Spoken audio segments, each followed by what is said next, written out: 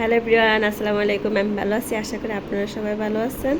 তো আজকে আপনাদের সাথে ছোট্ট একটা মিনি ব্লগ শেয়ার করব। নিশুর নানা ভাই নিশুর জন্য অনেক কিছু পাঠাইছে পছন্দের, না নিশু? হ্যাঁ, অনেক কিছু। আবার সব ফেভারিট আইটেম পাঠাইছে।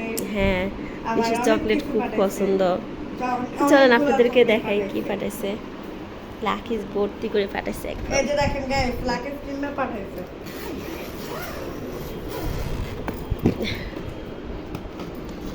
এই যে দেখেন গাইস, এই যে পুরা লাকিজ ভর্তি পাঠাইছে। এই যে দেখেন গাইস, লেখা আছে আমার নামের নাম। আচ্ছা, কি দিছে? আইস কিটকেট নাও, তোমার চকলেট। কিটক্যাট। আল্লাহ, সব তো দেখে তোমার চকলেটের দেখ। আমার এই যে নামের নাম লেখা আছে, দিছে। এগুলো আছে না, এর ভিতরে আছে। তারপর মেয়ের জন্য দুধ দিচ্ছে, তার জন্য জায়না মাজা দিচ্ছে, সাবান, শ্যাম্পু, এখানে আরও আছে।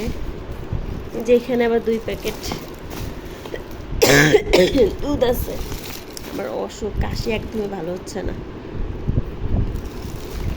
আম্মু এই যে সাবান, এগুলো তো দেখো। তেল দিচ্ছে, তারপর জায়না মাজা দিয়েছে। এই যে এটার মধ্যে আছে।